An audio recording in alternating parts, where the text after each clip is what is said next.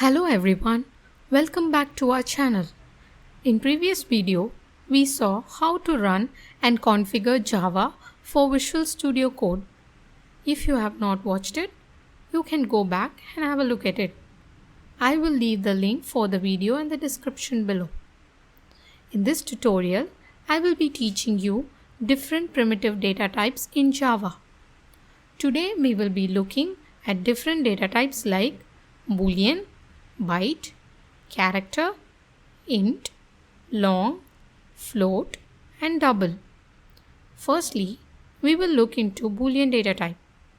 A Boolean data type takes in only two values, either true or false. It is very much helpful in doing conditional statements. Note that the true or false has to be in small case. Next is byte data type. Byte in computer science is a unit which consists of 8 bits. In Java, byte is a data type which is also made up of 8 bits. The maximum value it can save is from -128 to +127, which is a very small range. Next is character data type.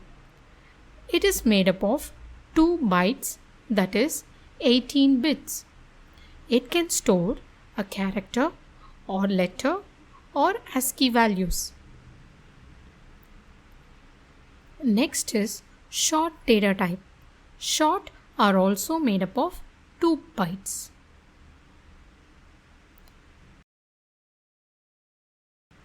Next is integer data type. It is the most commonly used for representing integer numbers. This is made up of 4 bytes.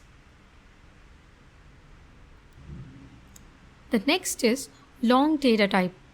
This is also used to represent integer numbers, but it is made up of 8 bytes. Thus can store very large integer numbers. On assigning a large number, compiler shows error. This is because compiler assumes it as an integer. Thus, for long, we need to add L at the end in order to define it as long. The next data type is float, and it is used to store fractional numbers. Float value has to be added with F. Double data type is also used to store fraction numbers. Double value can store a bigger number.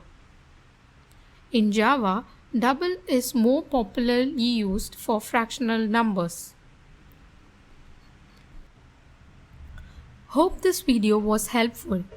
Please like, comment and subscribe to our channel.